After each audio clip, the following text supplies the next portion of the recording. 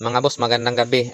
Ito, ginabi na tayo sa pag-upload ng video kasi ngayong araw ay napakarami nating inayos na mga integrated amplifiers. So, noong mga nakaraan ay puro tayo mga speakers. Ngayon naman po ay puro tayo integrated amplifiers. So, marami po. Kaya ito, wala nang panahon na mag-video kanina kasi puro hard trouble po ang mga inayos natin. Ito ngayon, itong panghuling amplifier na ayusin ko ngayong gabi. Ito magbibigay lang ako ng kunting tips kung paano ako nagsisimulang mag-troubleshoot ng mga amplifiers. So ito, gamit po itong aking series valve. Yan po ang partner ko po sa pag-repair nitong mga integrated amplifiers. So mahalaga po yan para sa pagsisimula po na pag-repair para hindi po masyadong dumami ang problema nitong inaayos natin. Itong inaayos natin ngayon ay wala daw po itong audio output, sabi ng may-ari. So, ito i-check natin mga boss. So, ayan, naka-plug in siya ngayon sa ating series valve. Ipa-power check natin siya. Subukan natin siya i-power on. So, ayan, mayroon siyang power. Saka, ayun, pumitik ang kanyang relay. Pero, wala siyang audio output. So, ito, isa po sa mga nakikita ko ay, ayan po, putol po ang kanyang dalawang fuse. So, ang dalawang fuse po na yan ay, yan po ang sumusupply. Diyan po nanggagaling ang supply. Papunta po dito sa ating mga output transistors at saka dito sa mga ibang pisa pa nitong kanyang amplifier. Maririnig po natin na pumipitik ang kanyang relay dahil itong kanyang relay po ay active po itong 12 volts na supply. So, ayan.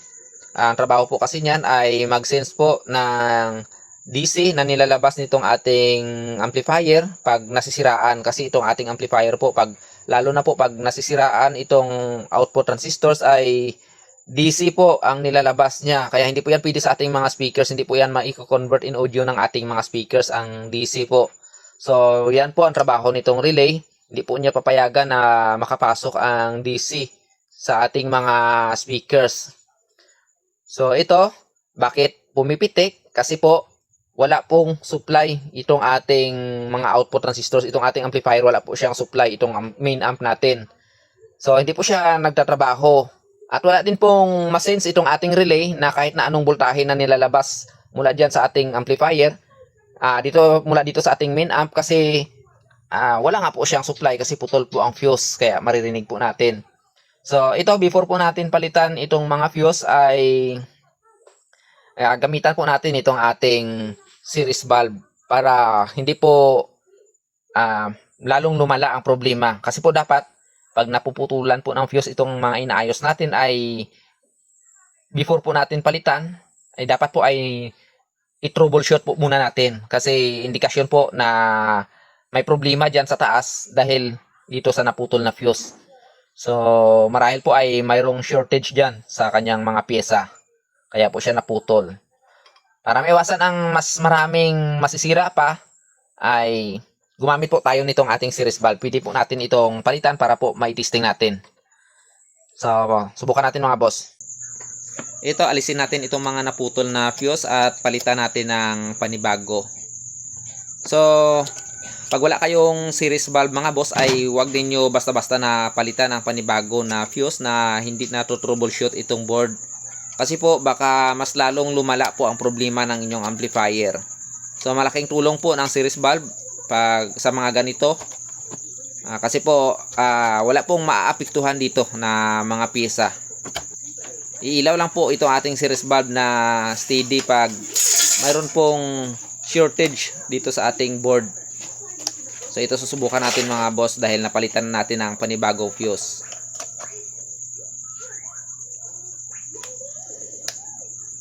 So ayan, steady po siya na umilaw. Hindi po siya namatay. Ibig sabihin po ay may problema po itong ating board.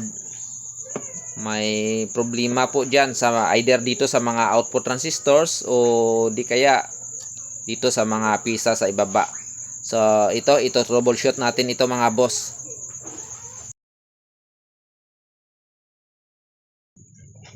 Ito na po yung board ng amplifier na pinakita ko kagabi sa video. So ito, kaya po umilaw ang ating series valve kagabi nung i-testing natin, kasi po mayroon pong short dito sa kanyang board. So, dito po sa ating kapasitor ay makikita po natin dito kung mayroong problema itong mga output transistors. Kasi dito po sa ating capacitors, once na ito po naka-range po tayo sa times 1. So, pag i-test po natin ito, tapos i-reverse po natin, dapat po ay pag times 1 po ay papalo po siya, tapos babalik po siya dahan-dahan. So, ito, so ayan, hindi na po siya bumabalik. So, salpak na salpak po siya. So, dapat po ay naka-0 ang ating multitester para accurate po ang reading. So, ito, ulitin natin. So, ayan, dapat po babalik po yan. Kasi kapasitor po itong i-check natin kahit na dito po kasi itong board ng Sakura na 735 o kahit na yung sa Concert 502. Pag i-test natin itong kapasitor niya, itong main filter niya, kahit na nakakabit po sa board ay papalo po yan, tapos babalik po. Pag walang problema itong circuit. So, ibig sabihin, may short po dito sa itaas. Kasi, ayan, di po siya bumabalik. Dapat po, makikita pa rin natin ang reading nitong kapasitor na aakyat ang ating pointer, tapos dahan-dahan siyang babalik. So, pag ganyan, ibig sabihin walang short ang board. Pero sa ganitong sitwasyon ay, ayan po, mayroon po siyang problema. Kaya, hanapin natin ang problema mga boss. So, una natin gawin ay ipull out natin itong mga transistor. So, pwede naman po na i-check natin dito mismo sa board. Pero mas maganda po na pull out po natin. So, ito mga boss, pinull out ko na po ang kanyang mga output transistors. So, hindi ko na po pinakita sa video ang pag-pull out. Kasi po, tumatagal po ang video. Hindi naman po yan mahalaga na makita pa po ninyo kung paano po ito i-pull out. So, ito, na-check ko na po. Mayroon pong 3 na shortage na output transistor. So, ito po ang dahilan bakit umiilaw ang ating test valve. So, ito, tingnan natin check natin itong mga nakita kong may problema. So, ito bali 3 po. So, ayan. Shortage po ang 3 na ito mga boss. So, mayroon po siyang reverse. Ito, ang kanyang collector ay okay. Pero itong kanyang emitter, base to emitter po ay short po ang kanyang base at saka emitter. So, ayan. Ito po, shortage din po ito. So, ito, pag nakakakita po ako ng output transistors na sira, ay pinupull out ko na rin po itong kanyang mga drivers. At saka dinodouble check ko po kung may problema o wala.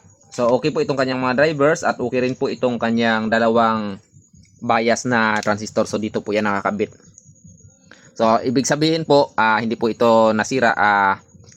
Ito lang po ang kanyang problema mga boss. So, ikabit ulit natin dito sa board. So, unahin po siguro natin na ikabit itong kanyang drivers. Tapos, subukan natin na i-plug in siya kung normal ba ang output nitong kanyang drivers, kung wala na po bang DC. So ito, naikabit na po natin ang driver sa magkabilang channel at saka itong kanyang bias transistor. So ngayon, before natin ikabit ang mga output transistors natin, ay subukan natin itong ating drivers kung hindi na ba nagdi-DC out.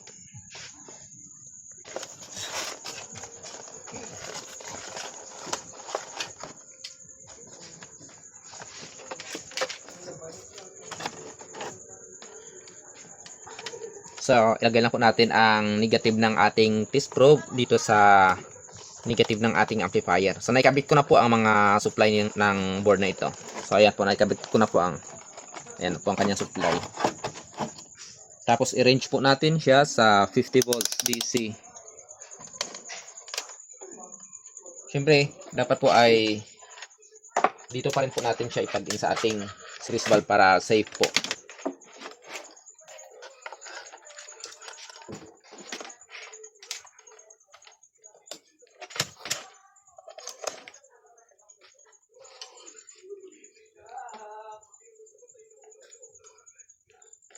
Makikita po natin ang output nitong kanyang drivers, nitong dalawang drivers dito sa center top ng lahat ng mga resistor po na ito. So ito po, itong resistor po na ito po ang sa kabilang channel at saka ito po ang sa kabila. So ang center top po nila nito is ito po. So ayan, yan po ang dumaan dito sa ating coil. Itong coil po na ito, itong dalawang coil. So pwede po na diyan po tayo mag-check ng output ng ating mga drivers. Kung tingnan kasi natin mamaya kung mayroon na siyang output, at saka syempre tingnan natin kung baka mayroon po siyang DC out. Kasi pag may DC out po, hindi pa po natin pwede ikabit itong ating output transistors. Ibig sabihin po pag may DC po ay may problema pa po itong ating circuit. So ito, ilagay po natin itong test probe natin dito sa, magsimula po tayo dito sa kabilang channel. Ngayon po ay i-on ko po itong ating series bulb. Ayun, umilaw po siya saglit, tapos namatay po ang ilaw. Ibig sabihin po ay wala na pong short dito sa ating circuit. Ayun, at saka marinig na po natin na pumitik po ang kanyang relay. Mayroon na pong supply itong board. Ayan, wala na rin pong DC dito sa kabilang channel. So, subukan po natin siya na tingnan natin kung mayroon siyang nilalabas na audio. So, i-range po natin sa, kasi driver transistors pa lang po ang nakakabit, i-range po natin sa, kahit na dito lang po sa 10 volts na AC, itong ating analog tester. So, ganun pa rin po, dito pa rin po tayo mag-check.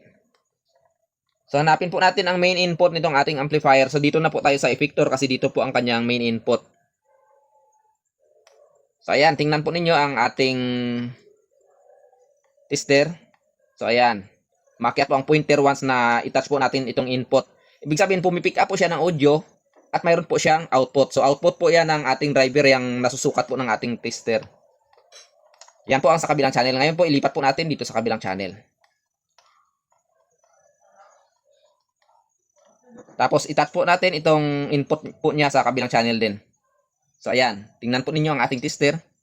So, gumalaw po. So, ibig sabihin, pumipick up na po siya ng audio at saka mayroon na po siyang output.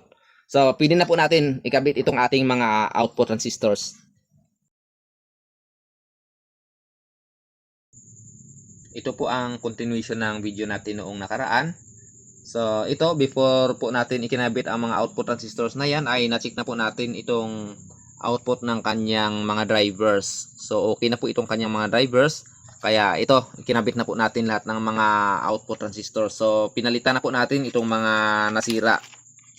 So, nung video natin nung nakaraan, nung hindi pa natin napalitan itong mga nasira dito na output transistors, ay shortage po ang reading dito sa kanyang main filter na kapasitor. So, ngayon, dahil napalitan na po natin lahat yan, wala na pong problema dyan sa mga output transistors. So, tingnan natin kung shortage pa rin ba ang reading dito sa kanyang main filter. So, ayan, naka-range po tayo sa times 1. So, tingnan po natin. So, ayan. Pumalo po siya. Tapos, bumalik. So, ayan, charge and discharge. Ayan. Dito kasi sa ating main filters ay makikita natin pag ginamitan natin ng tester kung mayroong shortage sa ating output transistors. Kasi dito po sa ating main filters ay dyan po nanggagaling ang sumusupply dito sa ating mga output transistors. Kaya po umiilaw itong ating series bulb noong nakaraan ay dahil po sa mayroon pong shortage dito sa ating board. So ngayon, susubukan na po natin siya na supplyan itong ating board. At saka check po muna natin dito sa ating tester bago natin i-assemble at saka subukan sa music. So, ito ngayon mga boss, ang setup po natin nito ay ganun pa rin po kung paano po natin sinukat ang output ng ating mga drivers nung wala pa po itong ating mga output transistors. So, dito pa rin po tayo maglagay ng negative ng ating test probe dito sa negative ng output.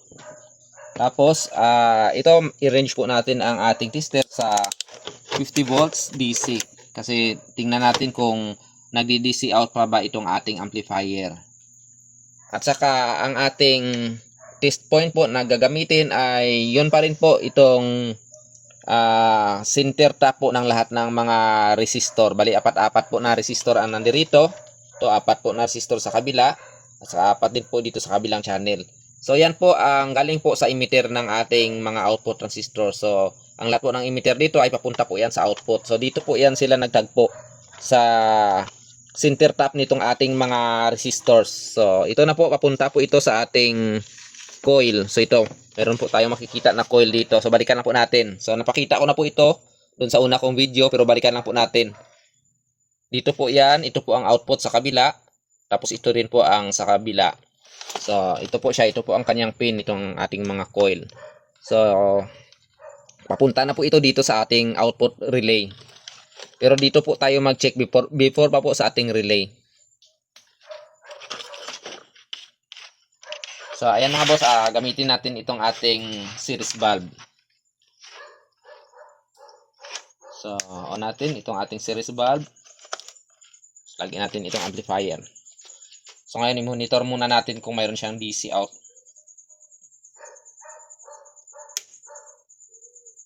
So ayan, umilaw po saglit ang ating series valve at saka namatay po ang ilaw. Ibig sabihin po ay wala na pong shortage dito sa ating ginagawa. Tapos ayun, narinig nyo na po na pumitik po ang ating relay. So ang ating relay po ay once na narinig na po natin na pumitik po ang ating relay, ay isa na po yun sa indikasyon na okay na po itong ating board. Wala na po siyang nasisense na DC.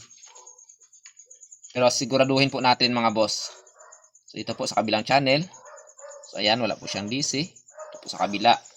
So ngayon, tingnan natin kung mayroon na siyang output. So ilipat natin itong ating analog tester dito sa range natin sa DC 50 volts.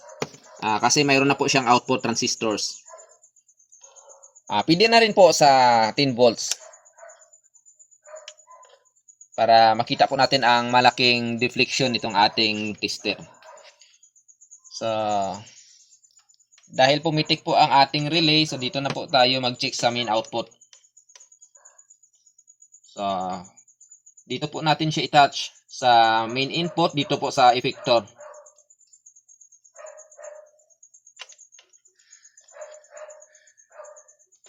So, ayan. Ito po ang sa kabilang channel mga boss. So, i-touch ko. Ayan, mayroon na po siyang output. Tapos ito, subukan natin itong sa kabila. Ayan, so mayroon na rin pong output. So ibig sabihin, okay na po itong ating amplifier. So, i-assemble na lang po natin. Dito ilagay natin ang kanyang heatsink at saka isa-sound test natin. So ito mga boss, isa-sound test na natin itong ating inayos na amplifier. So hindi na natin siya idaan dito sa ating series valve. Kasi okay naman itong ating amplifier, wala na siyang problema. Pero hindi na tayo makapagpatugtog ng malakas ngayon mga boss kasi nasa 9:30 na po ng gabi. So tamang tugtog lang po para masubukan lang po natin itong ating inayos. Bali bukas na po natin ito ibabad.